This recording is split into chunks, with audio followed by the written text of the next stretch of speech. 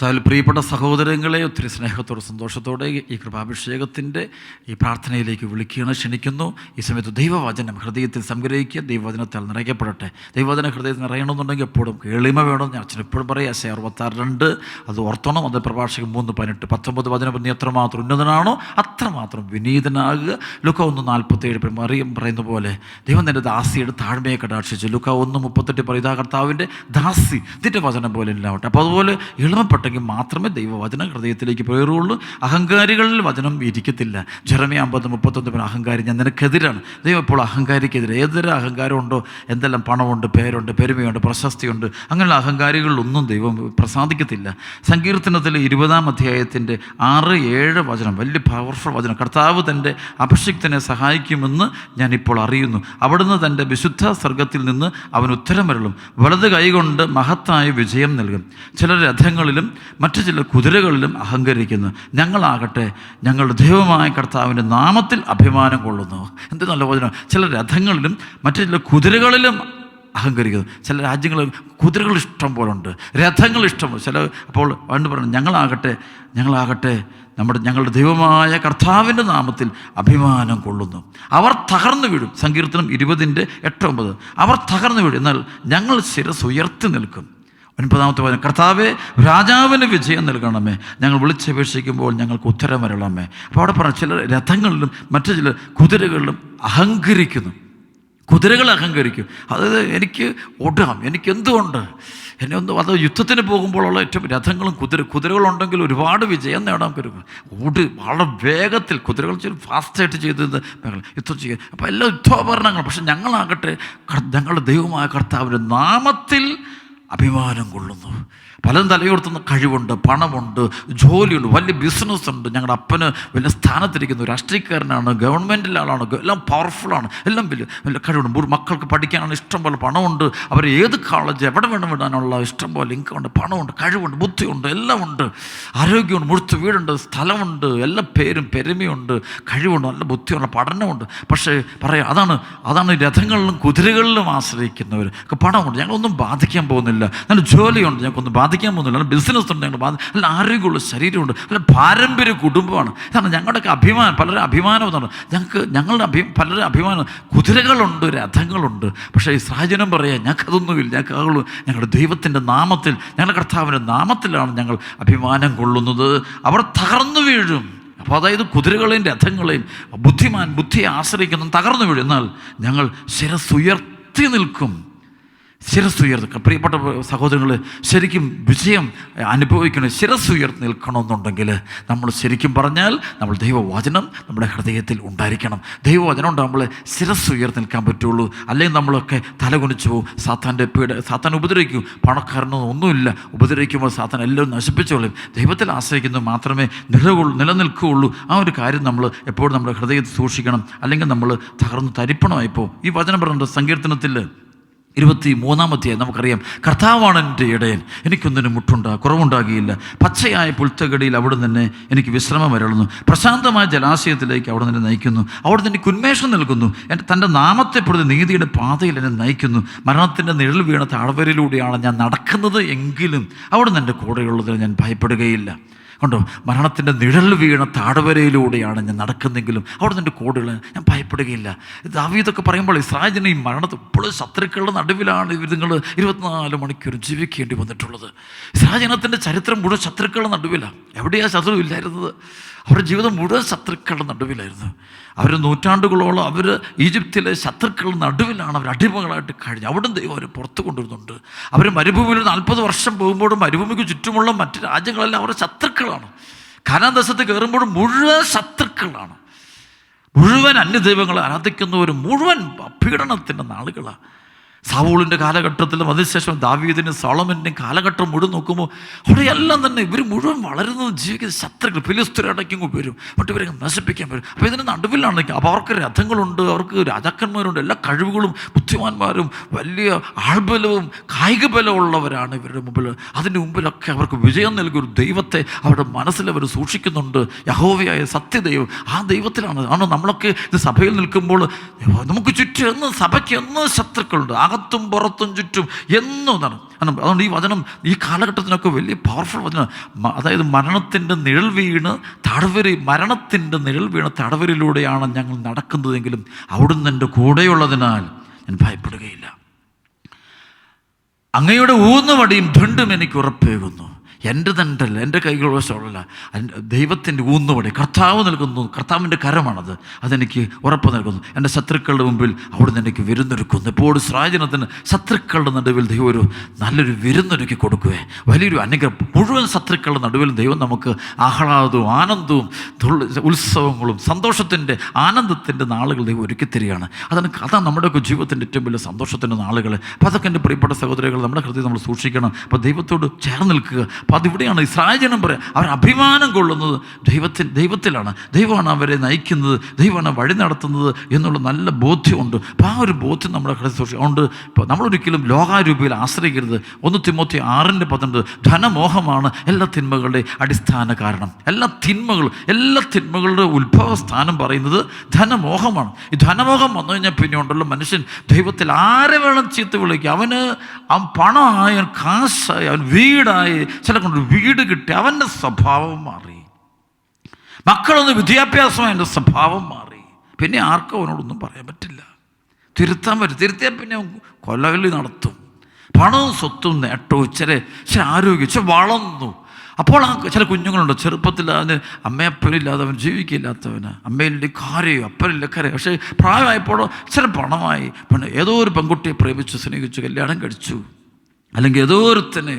അപ്പോൾ അതോടെ ഇവളും മാറി, ഇവളും സ്വഭാവം മാറി. പിന്നെ അമ്മയോടൊക്കെ പറയുന്നത് ചെറുതല പറയാൻ, എതിരെ പറയാൻ, അപ്പനോട് എന്ത് പറയാൻ ഒരു പേടിയില്ല. കാരണം നിങ്ങളുടെ ഒന്നും ആവശ്യമില്ല. അപ്പം അതാണ് ഈ അഹങ്കാരത്തിന്. പക്ഷെ അങ്ങനെയുള്ള ജീവിതങ്ങളെല്ലാം ഇപ്പോൾ തലയും കുത്തി താഴോട്ട് വീണുകൊണ്ടിരിക്കുന്ന ഒരു കാലഘട്ടത്തിലാണ് നമ്മൾ ജീവിച്ചുകൊണ്ടിരിക്കുന്നത്. ഉറപ്പാണ് അങ്ങനെയുള്ളതെല്ലാം തകർന്നു പോകും. അവിടെ ഈ സമയത്താണ് നമ്മൾ ആ ദൈവമാണ് എന്നെ വളർത്തുന്നത്, ഉയർത്തുന്നത് എന്നുള്ള നല്ല ബോധ്യം നമ്മുടെ മനസ്സിലുണ്ടാകണം. തിമോത്തി ലേഖനത്തിൽ പൗലോസ് ലേഖ പറയുന്നത് പോലെ 1 തിമോത്തി 1 അധ്യായത്തിൻ്റെ 12-13 എന്നെ ശക്തിപ്പെടുത്തുന്ന നമ്മുടെ കർത്താവായ യേശു ക്രിസ്തുവിന് ഞാൻ നന്ദി പറയുന്നു. എന്നാൽ തൻ്റെ ശുശ്രൂഷയ്ക്ക് എന്നെ അവൻ നിയമിച്ചുകൊണ്ട് അവൻ എന്നെ വിശ്വസ്തനായി കണക്കാക്കി. മുമ്പ് ഞാൻ അവനെ നിന്ദിക്കുകയും പീഡിപ്പിക്കുകയും ചെയ്തുവെങ്കിലും എനിക്ക് കരുണ ലഭിച്ചു. കാരണം അറിവില്ലാതെ അവിശ്വാസിയായിട്ടാണ്. കാരണം പൗലോസ് പറയാം, എന്നെ ശക്തിപ്പെടുന്ന ദൈവത്തിന് ഞാൻ നന്ദി പറയും. അപ്പോൾ എന്നെ ശക്തിപ്പെടുന്ന ദൈവമാണ്, യേശു ക്രിസ്തുവാണ് എന്നെ ശക്തിപ്പെടുത്തുന്നത്. ദൈവവചനമാണ് എന്നെ ശക്തിപ്പെടുത്തുന്നത്, വേറെ ആരുമല്ല. എന്നെ മുന്നോട്ട് നയിക്കുന്ന ദൈവമാണ്. അപ്പോൾ ആ ഒരു വലിയ ബോധ്യം പൗലോസിൻ്റെ ഹൃദയത്തിൽ നിലനിൽപ്പുണ്ട്. ഇതേ ബോധ്യം നമുക്കുണ്ടാകും. ശക്തിപ്പെടുത്തുന്നത് മനുഷ്യരല്ല, പണമല്ല. നമുക്ക് ആ ഒരു ശക്തിയൊന്നും വിശ്വസിച്ചേക്കരുത്. ഒക്കെ ചതിക്കും. ഈ ലോകം മുഴുവൻ ചതിക്കുന്ന ലോകം. അപ്പോൾ അതുകൊണ്ട് അതിനപ്പുറത്ത് ദൈവത്തിൻ്റെ ശക്തിയിൽ, ദൈവത്തിൻ്റെ കരത്തിലും മുറുകെ പിടിക്കാൻ വലിയ കൃപ കിട്ടാൻ വേണ്ടി നമുക്ക് പ്രാർത്ഥിക്കാം. അതുകൊണ്ട് പാപത്തിൻ്റെ വഴികൾ നമ്മൾ പോകരുത്.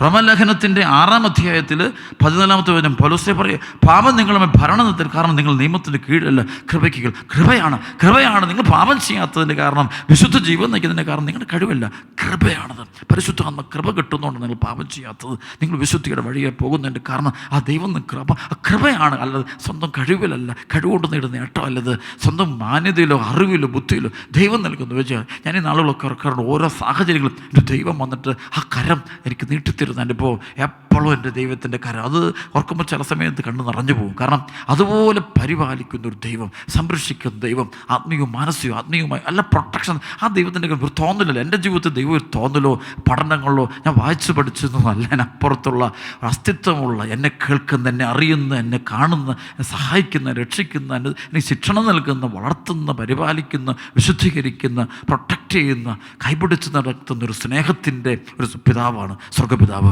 അതിന് യാതൊരു മാറ്റമില്ല. ആ ദൈവം തൻ്റെ ജനത്തെ കരുണയോട് നോക്കുന്നതും കാണാൻ പറ്റും. ശിക്ഷണം കൊടുക്കും. ആ ദൈവത്തിൻ്റെ വചനത്തിൽ നിന്ന് അണുവിടം മാറാതെ. അപ്പോൾ ആ ദൈവത്തിൻ്റെ സാന്നിധ്യം നമ്മുടെ ഹൃദയത്തിൽ എപ്പോഴും ഉണ്ടാകാൻ നമുക്ക് ആഗ്രഹിക്കണം, പ്രാർത്ഥിക്കുന്നത്. റോമാലേഖനത്തിൻ്റെ 6:15 17 മുതൽ ഒരിക്കൽ നിങ്ങൾ പാപത്തിന് അടിമകളായിരുന്നെങ്കിൽ നിങ്ങൾക്ക് ലഭിച്ച പ്രബോധനം ഹൃദയപൂർവ്വം അനുസരിച്ച് പാപത്തിൽ നിന്ന് മോചിതരായി നിങ്ങൾ നീതിക്ക് അടിമകളായിരിക്കാൻ ദൈവത്തിന് നന്ദി. നിങ്ങളുടെ പരിമിതി നിമിത്തം ഞാൻ മാനസിക രീതിയിൽ സംസാരിക്കുക. ഒരിക്കൽ നിങ്ങൾ നിങ്ങളുടെ അവയവങ്ങളെ അശുദ്ധിക്കും അനീതിക്കും അടിമകളായി സമർപ്പിച്ചതുപോലെ ഇപ്പോൾ അവയെ വിശുദ്ധീകരണത്തിന് വേണ്ടി നീതിക്ക് അടിമകളായി സമർപ്പിക്കും. ഒരിക്കൽ നിങ്ങളുടെ അവയവങ്ങളെ അശുദ്ധിക്കും അനീതിക്കുമായി സമർപ്പിച്ചതുപോലെ അശുദ്ധിക്കും അനീതിക്കും ചില അവയവങ്ങൾ അശുദ്ധിക്ക് സമർപ്പിക്കും. വ്യഭിചാരം, സ്വയം പോക, സ്വവർഗതികൾ, ബ്ലൂ ഫിലിം, മദ്യപാനം, പുകവലി, മയക്കുമരുന്ന്, പണം, കണ്ണിൻ്റെ സുഖം, ചെവിയുടെ സുഖം, മനസ്സിൻ്റെ സുഖം, ഇതിനു വേണ്ടി ശരീരം സമർപ്പിക്കുന്നു. വിട്ടിട്ട് പറയുന്നത് നീ വിശുദ്ധീകരണത്തിൽ ദൈവത്തിന് സമർപ്പിക്കണം, ദൈവത്തിന് കൊടുക്കണം, ദൈവത്തെ മുറുകെ പിടിക്കുക. പ്രിയപ്പെട്ട സഹോദരങ്ങളെ, അല്ലെങ്കിൽ തകർന്നു പോകും. മനുഷ്യൻ ദൈവത്തെ ഉപേക്ഷിച്ചാൽ അത് അവനറിയില്ല, പിന്നീട് അത് അത്ര നിസ്സാരമില്ല. അത് അവൻ്റെ ജീവിതത്തെ മുഴുവൻ അഭക്തിക്കും, തകർത്ത് കളയും. ദൈവത്തെ ഉപേക്ഷിക്കുന്ന അത്ര ലഘുവായ കാര്യമൊന്നുമില്ല. അത് ജീവിതത്തിൻ്റെ അടിത്തറയെ തന്നെ ബാധിക്കുന്ന കാര്യമാണ്. നമുക്കറിയാം, 3 ബാലന്മാരെ അഗ്നികുണ്ഡത്തോട്ട് എറിയുമ്പോൾ അവിടെ വെച്ചൊരു സംഭവം ഉണ്ടാകുന്നുണ്ട്. ദാനിയേലിൻ്റെ പുസ്തകത്തിൻ്റെ 3-ാം അധ്യായത്തിൻ്റെ 14 മുതൽ 18 വരെയുള്ള ഭയങ്കര പവർഫുൾ വചനമാണ്. ദൈവത്തെ തിരഞ്ഞെടുക്കപ്പെട്ട 3 യുവാക്കൾ. അപ്പം ആ 3 പേരെ ഇവർ ബന്ധിച്ച്, ഈ രാജാവ് ബന്ധിച്ച് തീക്കുണ്ടത്തിലേക്ക്, ഭയങ്കരമായ തീക്കന്തത്തിലേക്ക് ഇടുമ്പോൾ ഉണ്ടാകുന്ന ഒരു അനുഭവം, ആ വചനം കേൾക്കാം.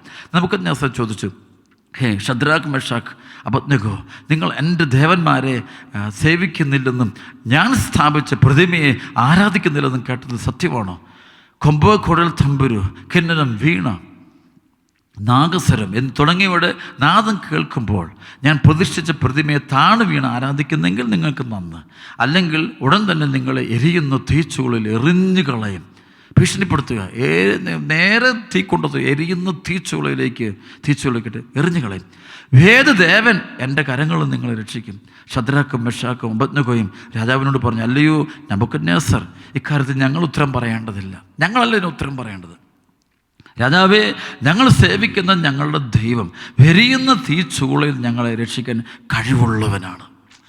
ഞങ്ങൾ സേവിക്കുന്ന ദൈവം എരിയുന്ന തീച്ചൂളയിൽ നിന്ന് രക്ഷിക്കാൻ കഴിവുള്ളവനാണ്. അവിടുന്ന് ഞങ്ങളെ നിൻ്റെ കയ്യിൽ നിന്ന് മോചിപ്പിക്കും. ഇക്കാര്യം നീ അറിഞ്ഞുകൊള്ളുക. അവിടുന്ന് ഞങ്ങളെ മോചിപ്പിച്ചില്ലെങ്കിൽ പോലും ഞങ്ങൾ നിൻ്റെ ദേവന്മാരെയോ നീ നിർമ്മിച്ച സ്വർണ്ണബിംബത്തെയോ ആരാധിക്കില്ല.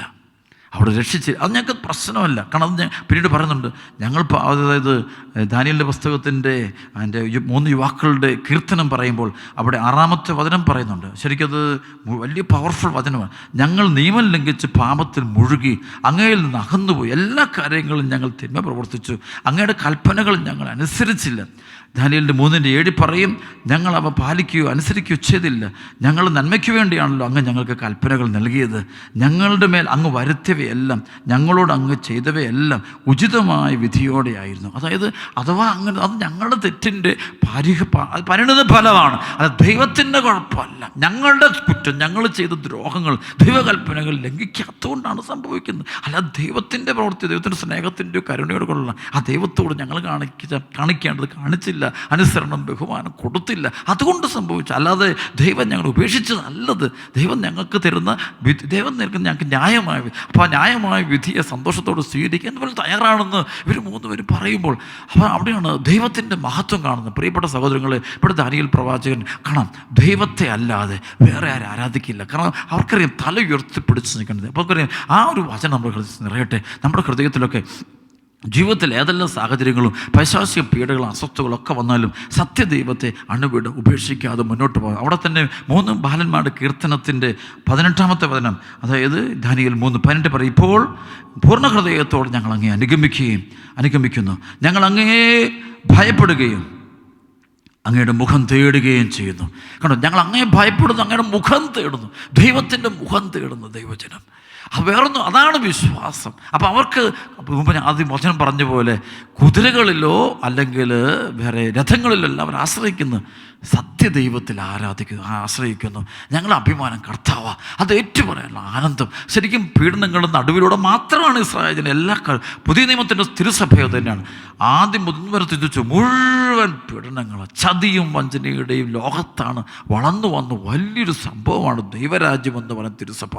ചതിയും വഞ്ചനയും ഉപദ്രവങ്ങൾ എല്ലായിടത്തു നിന്ന് വരും. ഇതിന് നടുവിലൂടെ ദൈവം സംരക്ഷിച്ചു കൊണ്ടപ്പോൾ അവിടെ കാരണം ദൈവത്തിൻ്റെ ശക്തി വരില്ല. ദൈവം വലിയവനാ, ദൈവം വിജയിച്ചവനാ. ഇനി മരണത്തിനോ പാപത്തിനോ അവൻ്റെ മേൽ യാതൊരു യാതൊരു അധികാരവുമില്ല. അവൻ സകലത്തിൻ്റെ നാഥനാണ്, സകലത്തിൻ്റെ കർത്താവാണ്. അവനെ ആർക്കും ഒന്നും ചെയ്യുക സാധ്യമല്ല. അപ്പോൾ അതുകൊണ്ട് ഇവിടെ നമ്മുടെ ഹൃദയങ്ങൾ, നമ്മുടെ വചനം പൗലോസ്ലീഹ പോലെ പറയും 2 തിമോത്തി 4:16-17, എൻ്റെ ന്യായവാദങ്ങൾ ഞാൻ ആദ്യം അവതരിപ്പിച്ചപ്പോൾ ആരും എൻ്റെ ഭാഗത്തില്ലായിരുന്നു, എല്ലാവരും എന്നെ ഉപേക്ഷിച്ചു. ആ കുറ്റം അവരുടെ മേൽ ആരോപിക്കപ്പെടാതിരിക്കട്ടെ, എന്നാൽ കർത്താവ് എൻ്റെ ഭാഗത്തുണ്ടായിരുന്നു. പൗലോസ്ലീഹ പറയും തൻ്റെ സുവിശേഷ വേല പോലും അവസാനം വരെ എത്താൻ കാരണം കർത്താവിൻ്റെ ഭാഗത്തുണ്ടായിരുന്നു, ദൈവമെൻ്റെ ഭാഗത്തുണ്ടായിരുന്നു. ആ ദൈവബന്ധമാണ് എന്നെ പിടിച്ച് നടത്തിയത്, വേറെ ആരും എന്നെ പിടിച്ച് നടത്തിയെന്ന് ധൈര്യപൂർവ്വം പറയുന്ന പൗലോസ്ലീഹയുണ്ട്. എല്ലാ അപകടങ്ങളുടെ നടുവിലും അവർ ആ ദൈവത്തെ അറിഞ്ഞിരുന്നു. ദൈവം ആരാണെന്നറിയാം. സഹനങ്ങളോ വേദനകളോ പീഡനങ്ങളോ തകർച്ചകളോ വരുമ്പോൾ ഉടനെ ദൈവത്തെ ഉപേക്ഷിക്കുന്ന ഒരു തലമുറ നമ്മൾ കണ്ടുമുട്ടുന്നത്. കാരണം അവർക്ക് സത്യത്തിൽ ദൈവമായിട്ട് ഒരു ബന്ധം, വെറുതെ നമ്പര് പറയുന്ന ഞങ്ങൾ വിശ്വാസികളോ ക്രിസ്ത്യാനികളോ ദൈവത്തിന് ഒന്നുമല്ല. അത് ശരിക്കും ദൈവത്തോട് അടുത്ത് നിൽക്കുമ്പോൾ അവിടെ നമ്മൾ ദൈവത്തോടൊരു വാഗ്വാദം നടത്താൻ പോകുകയില്ല. സ്നേഹപൂർവ്വം ദൈവത്തിന് മുമ്പിൽ നമ്മുടെ ഹൃദയം തുറക്കും, ആത്മാർത്ഥത്തോട് തുറന്നുകൊണ്ട് നമ്മൾ പ്രാർത്ഥിക്കും. ആ ദൈവവചനത്തിന് അണ്ടുവിടുക. അതുകൊണ്ട് പ്രിയപ്പെട്ട സഹോദരങ്ങളെ, ഒന്നാം സ്ഥാനം ദൈവത്തിന് കൊടുക്കണം. ദൈവത്തിന് കൊടുത്ത് ദൈവത്തിൻ്റെ ശക്തി നമ്മൾ അറിഞ്ഞ് ആ ശക്തി നമ്മൾ ഏറ്റുപറഞ്ഞ് ആ ഒരു ശക്തിയിലാണ് നമ്മൾ ജീവിക്കേണ്ടത്. അങ്ങനെ ജീവിക്കുമ്പോൾ നമ്മുടെ ജീവിതത്തിൽ സ്വർഗീയമായ അഭിഷേകങ്ങളുണ്ടാകും. അപകടങ്ങളും അനർത്ഥങ്ങളും എല്ലാം ദൈവം നമ്മെ രക്ഷിച്ച് കൊണ്ടുപോകുന്നവർ. സങ്കീർത്തനം 119:67 കഷ്ടതയിൽ പെടുന്നതിന് മുമ്പ് ഞാൻ വഴിതെറ്റിപ്പോയി, എന്നാൽ ഇപ്പോൾ ഞാൻ അങ്ങയുടെ വചനം പാലിക്കുന്നു. അങ്ങയുടെ വചനം പാലിക്കും. വീണ്ടും പറയും സങ്കീർത്തനം 119:71 ദുരിതങ്ങൾ എനിക്ക് ഉപകാരമായി, തന്മൂലം ഞാൻ അങ്ങയുടെ ചട്ടങ്ങൾ അഭ്യസിച്ചുവല്ലോ. ദുരിതങ്ങൾ എനിക്ക് ഉപകാരമായി, തന്മൂലം അങ്ങയുടെ ചട്ടങ്ങൾ ഞാൻ അഭ്യസിച്ചു എന്ന് പറയുക. അപ്പോൾ ദൈവത്തോട് ചേർന്ന് നിൽക്കുന്ന ഒരു ജീവിതമായിട്ടാണ് എപ്പോഴും ഇസ്രായേൽ ജനത്തിൻ്റെ ജീവിതം കാണുന്നത്. ഒരിക്കലും ഒരു ദൈവത്തിൽ നിന്ന് അകന്നുള്ളൊരു ജീവിതം അവർ ചിന്തിക്കുന്നില്ല. അതുകൊണ്ടാണ് സങ്കീർത്തനത്തിന് 93 മുഴുവൻ പറയും കർത്താവ് വാഴുന്നു, അവിടുന്ന് മഹിമയണിഞ്ഞിരിക്കുന്നു, അവിടുന്ന് ശക്തി കൊണ്ട് അരമുറുക്കിയിരിക്കുന്നു, ലോകം സുസ്ഥാപിതമായിരിക്കുന്നു, അതിന് ഇളക്കം തട്ടുകയില്ല. അങ്ങയുടെ സിംഹാസനം പണ്ട് മുതലേ ഉറപ്പിക്കപ്പെട്ടിരിക്കുന്നു, അങ്ങ് അനാദി മുതലേ ഉള്ളവനാണ്. കർത്താവേ, പ്രവാഹങ്ങൾ ഉയരുന്നു, പ്രവാഹങ്ങൾ ശബ്ദമുയർത്തുന്നു, പ്രവാഹങ്ങൾ ആർത്തിരമ്പുന്നു. സമുദ്രങ്ങളുടെ ഗർജനങ്ങളെയും ഉയരുന്ന തിരമാലകളെക്കാൾ കർത്താവ് ശക്തനാണ്. അങ്ങയുടെ കൽപ്പന വിശ്വാസവും അലംഘനീയവുമാണ്. കർത്താവെ, പരിശുദ്ധി അങ്ങയുടെ ആലയത്തിരുന്നേക്ക് യോജിച്ചതാണ്. ഞാൻ ഓർക്കൊണ്ട് പലപ്പോഴും പഴയ നിയമ ഗ്രന്ഥം വായിച്ചു വരുമ്പോഴേ, അതായത് പുതിയ നിയമത്തിലാണെങ്കിൽ ഈശോ മിശിഹ മനുഷ്യാവതാരത്തിലൂടെ നമ്മുടെ അടുക്കിലേക്ക് വന്നേ. ഈശോയുടെ തിരുപ്പറവിൽ നമ്മൾ കണ്ടുകൊണ്ട് ഈശോയുടെ മനുഷ്യ അവതാരം പക്ഷെ നമ്മുടെ മുമ്പിൽ ശരിക്കും കടന്നു വരുന്നത് കാണാൻ പറ്റും. പക്ഷേ പഴയ നിയമത്തിൽ അങ്ങനെയല്ല. പഴയ നിയമത്തിൽ അങ്ങനെ കാണുന്നില്ല. ഒരു അദൃശ്യ ദൈവം, ആ ദൈവത്തിൻ്റെ മഹത്വം അതിൻ്റെ സംഭവമായിട്ട് നിൽക്കുന്നത് കാണാൻ പറ്റുമേ. അപ്പോൾ അവിടെ അത് വളരെ പല അത്ഭുതകരമാണ് കാണുന്നത്. പക്ഷേ അവരത് അനുഭവിച്ചിരുന്നു. പക്ഷേ അവരെക്കാളും ദൈവത്തെ സ്തുതിക്കാൻ കടപ്പെട്ടവർ നമ്മളല്ലേ. നമ്മൾ നേരിട്ട് ഈശോയുടെ ഉത്ഥാനം കണ്ടവരല്ലേ, ആ ദൈവത്തെ കണ്ടതല്ലേ, നമ്മുടെ മുഖാഭിമുഖം നമ്മൾ കണ്ടതല്ലേ, ഈശോ നമ്മുടെ കൂടെ 33 വർഷം ജീവിച്ചതല്ലേ, ഈശോ അത്ഭുതങ്ങൾ കണ്ടതല്ലേ, അടയാളം കണ്ട് രോഗശാന്തി കണ്ടതല്ലേ, ഈശോയുടെ ഉത്ഥാനം കണ്ടതല്ലേ, പെന്തക്കോസ്താനും. പക്ഷേ എവിടെ നിൽക്കുന്നു നമ്മുടെ ദൈവത്തോടുള്ള ബന്ധവും? ആ പഴയ നിയമ ഇസ്രായേൽ ജനത്തിന് ദൈവത്തോടുള്ള ബന്ധവും നമ്മൾ താരതമ്യപ്പെടുത്തുമ്പോൾ ചിലപ്പോൾ തോന്നിപ്പോവും നമ്മളെക്കാലം 1000 മടങ്ങുള്ളത് ദൈവത്തെ കണ്ടുമുട്ടുന്നതിന് മുമ്പായിരുന്നു. ഈശോയെ കണ്ടു. അപ്പോൾ ഈശോയിൽ ശരിക്കും പലപ്പോൾ തോന്നിപ്പോവും അവരെന്തോ ഒരു തീഷ്ണത, അവരെന്തെല്ലാം സഹനങ്ങളുടെയും പീഡനങ്ങളുടെയും നടുവിൽ നിന്നുകൊണ്ട് ദൈവത്തെ ഏറ്റുപറഞ്ഞു. ജൂഡിത്തിൻ്റെ കഥയൊക്കെ സംഭവങ്ങൾ പഠിക്കുമ്പോൾ അവിടെ കാണാൻ പറ്റും. അവളൊക്കെ ദൈവത്തിന് വേണ്ടി, യഹോവയ്ക്ക് വേണ്ടി, ആ നിയമങ്ങൾ പാലിക്കാൻ വേണ്ടി ശക്തമായിട്ട് നിൽക്കുന്ന കാണാൻ പറ്റുമേ. മക്കബയുടെ പുസ്തകം മുഴുവൻ നിൽക്കുമ്പോൾ അത് നമുക്കറിയാം. 7 മക്കൾ അമ്മയുടെ ചരിത്രം പഠിക്കുമ്പോൾ കാണാൻ പറ്റുമേ, അത് രക്തസാക്ഷികളായി തീരുന്ന കാണാൻ പറ്റും. ദൈവരാജ്യത്തിൻ്റെ രക്തസാക്ഷി. അവർക്ക് യാതൊരു ഭയമില്ലവർ. അവർക്കറിയാം, അവരെ ദൈവത്തെ കണ്ടിരുന്നവർ, ദൈവത്തെ അനുഭവിക്കാൻ പറ്റിയിരുന്നു. അവരുടെ കൂടെ അദൃശ്യനായി നടന്നിരുന്ന ഓരോ ദിനത്തിലും നടന്നിരുന്ന അത്ഭുതങ്ങൾ അടയാളം പ്രവർത്തനം ദൈവത്തെ കണ്ടിരുന്നു. അവരുടെ ജീവിതത്തിൽ എന്ത് തകർച്ച വന്നിട്ട് അവർ ദൈവത്തെ ഉപേക്ഷിക്കുന്നില്ല. അവരുടെ ജീവിതത്തിൽ എന്തെല്ലാം ദുരന്തങ്ങളുണ്ടായത്. ആദ്യം ഈജിപ്തിലേക്ക് പോകേണ്ടി വന്ന ദുരന്തങ്ങളുടെ കാലഘട്ടം എത്രയോ നൂറ്റാണ്ടുകൾ. അതിന് ശേഷം പിന്നീട് കാണാൻ പറ്റും ഇവർ ബാബിലോൺ അടിമത്തം. എല്ലാത്തിനും ശേഷം അവർ കാനാൻ ദേശത്ത് പ്രവേശിച്ച് കഴിഞ്ഞു. രാജാക്കന്മാരുടെ കാലഘട്ടമായി. അവർക്ക് സൗള്, ദാവീദ് ഒക്കെ, സോളമൻ രാജാവ് വരുന്നതുകൊണ്ട്. അപ്പോൾ അതിനെല്ലാം ശേഷം കൊണ്ടുവന്ന പീഡനങ്ങളുണ്ട്. അവർ മുഴുവൻ തന്നെ നാട് കടത്തപ്പെട്ട് ബാബിലോട്ട് പോയെങ്കിലും അവർ മുഴുവൻ തന്നെ തിരിച്ചു വരുന്നുണ്ട്. അവരെവിടെയെങ്കിലും പോയെങ്കിലും ചിതറി പാർത്തെങ്കിലും അവിടെ ഒരു യഹൂദരായിട്ട് തന്നെ ഒരു ചിതറി പറക്കുന്ന ഒരു ജനത്തെ കാണാം. കാരണം മുഴുവൻ കാണിച്ചാൽ അവരനുഭവിച്ച ദൈവാനുഭവം അത്ര ചില്ലറ അനുഭവമൊന്നുമല്ല, അത്ര ഉറച്ച ദൈവാനുഭവത്തിൻ്റെ സന്തതികളായിരുന്നു അവരെ. എവിടേക്ക് നമ്മളൊക്കെ പുതിയ നിയമത്തിലും അതുപോലെ തന്നെയാണ്. പുതിയ ഇസ്രായേൽ സഭ സഹനങ്ങളുടെ നടുവിലൂടെ പോയിട്ട് അവർക്ക് ദൈവമാണ് വലുത്, യേശു ക്രിസ്തുവാണ് വലുത്, അവൻ്റെ വചനമാണ് സത്യം. അതിന് മുകളിലേക്കൊന്നും കാണുന്നില്ല, ആരെയും കാണുന്നില്ല. ആ ദൈവത്തിന് വേണ്ടി ജീവൻ കൊടുക്കുന്നു, രക്തം ചിന്തി സാക്ഷ്യം വഹിക്കുന്നു. അപ്പോൾ ആ ഒരു തലമുറ നമ്മൾ മറന്നു പോകരുത്. എവിടെ നിൽക്കും നമ്മുടെ വിശ്വാസമൊക്കെ? ഇന്നൊക്കെ ചെറിയ ചെറിയ സഹനങ്ങളും പ്രശ്നങ്ങളും വിഷമങ്ങളും പഴയ നിയമം ജനത അനുഭവിച്ചൊരു പ്രവാസവും നമുക്ക് എക്സൈലൊന്നും ഉണ്ടായിട്ടുമില്ല. എന്നിട്ട് പോലും നമ്മൾ ദൈവത്തെ തള്ളിപ്പറയുന്നു. കടബാധ്യതയോ രോഗങ്ങളോ ദുരിതങ്ങളോ അപകടങ്ങളോ വരുമ്പോഴൊക്കെ നമ്മുടെ ഉടയവനായ നമ്മുടെ അസ്തിത്വത്തിൻ്റെ കാരണമായ നമുക്ക് ജീവൻ നൽകുന്ന നിത്യജീവൻ നൽകുന്ന കർത്താവിനെ നമ്മൾ മറന്നു പോകുന്നുണ്ടോ? ഇപ്പോൾ നമ്മൾ ആശ്രയിക്കുന്നത് കുതിരയും രഥങ്ങളെയാണോ അതോ സർവശക്തനായ ദൈവത്തെയാണോ ഞാൻ നിങ്ങൾ ആശ്രയിക്കുന്നത്? അത് ധ്യാനിക്കണം, നമ്മളത് ചിന്തിക്കണം, നമ്മളത് വളരെ ആത്മാർത്ഥമായിട്ട് ചിന്തിക്കണം. എന്നിട്ടാണ് മുന്നോട്ട് പോകേണ്ടത്. അപ്പോൾ അതിനുള്ള വലിയ കൃപയ്ക്ക് വേണ്ടി പ്രാർത്ഥിക്കുക. ദൈവത്തിൻ്റെ മഹത്വം പരിശുദ്ധാത്മാവിൻ്റെ അതിശക്തമായ ഇടപെടൽ സംഭവിക്കട്ടെ. ഈ ആരാധന സമയത്ത് അടയാളങ്ങളും അത്ഭുതങ്ങളും രോഗശാന്തികളും വിടുതലും കർത്താവ് യേശുവിൻ നാമത്തിൽ സംഭവിക്കട്ടെ എന്ന് വെച്ച് പ്രാർത്ഥിക്കുന്നു. ആമേൻ.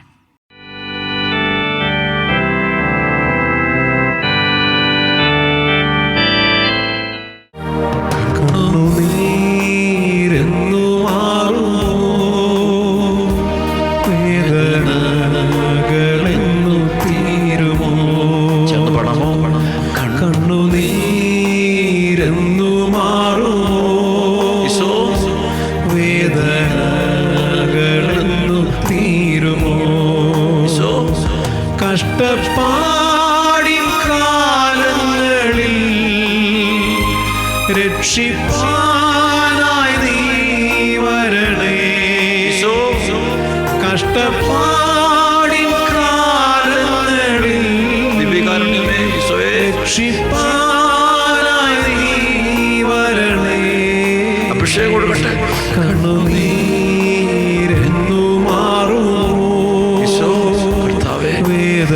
ഈ സമയത്ത് അങ്ങയുടെ തിരുമുമ്പിൽ ഓരോ കുടുംബത്തിൻ്റെയും വേദനകളും ദുഃഖങ്ങളും പ്രയാസങ്ങളും തകർച്ചകളും ദുരിതങ്ങളും തടസ്സങ്ങളും നിലവിളികളും അവസ്ഥകളും മറ്റാരോടും പങ്കുവയ്ക്കാനാവാത്ത ജീവിത പ്രശ്നങ്ങൾ എല്ലാം കൊടുത്ത് പ്രാർത്ഥിച്ച് ജീവിതം മുഴുവൻ യേശു കൊടുക്കുന്നു. കരങ്ങൾ വിരിച്ചു പിടിക്കാം, കണ്ണുതിരോടെ പ്രാർത്ഥിക്കാം, നിലവിളിച്ച് പ്രാർത്ഥിക്കാം. എല്ലാ പ്രശ്നങ്ങളും യേശു ഏറ്റെടുക്കുന്നു. നമ്മുടെ കർത്താവ് സത്യമായും ഈ തിരുവോസിൽ എഴുന്നള്ളിരിക്കുന്നു. അവിടത്തേക്ക് അസാധ്യമായിട്ട് യാതൊന്നുമില്ല.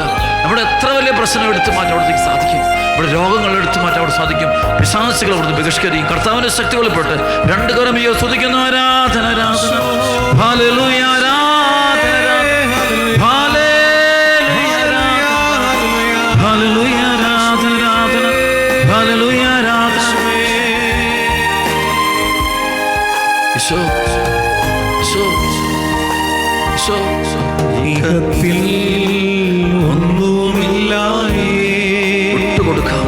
നേടിയതെല്ലാം നിത്യയേ. എല്ലാം വിട്ടുകൊടുത്ത് ഈഹത്തിൽ ഒന്നിനെ മുറുകെ പിടിക്കരുത്. ഈശോ മാത്രമേ നമുക്ക് മാത്രം നേടിയ ഈശോ മാത്രം. ഈശോയെ പരദേശിയാണുലകിൽ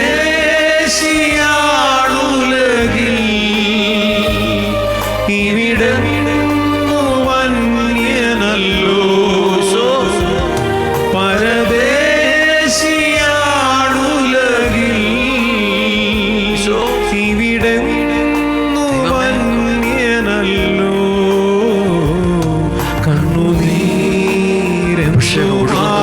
അഭിഷേകം കൊടുക്കുന്നു. പരിശുദ്ധമാണ് അഭിഷേകം. വേദനകളെന്നു തീരുമോ. സകല ബന്ധനങ്ങൾ കെട്ടുകളും യേശുനാമത്തിൽ മാറിപ്പോട്ടെ. ഓരോ വ്യക്തിയിലുള്ള നിരാശ ഭയം നീങ്ങിപ്പോട്ടെ. യേശു ക്രിസ്തുവിന്റെ നാമത്തിൽ കൽപ്പിക്കുന്നു. ഉദ്ധിതനായ യേശുവിന്റെ നാമത്തിൽ ആജ്ഞാപിക്കുന്നു. തടസ്സങ്ങൾ മാറും. രണ്ട് കരം സ്തുതിക്കുന്നു.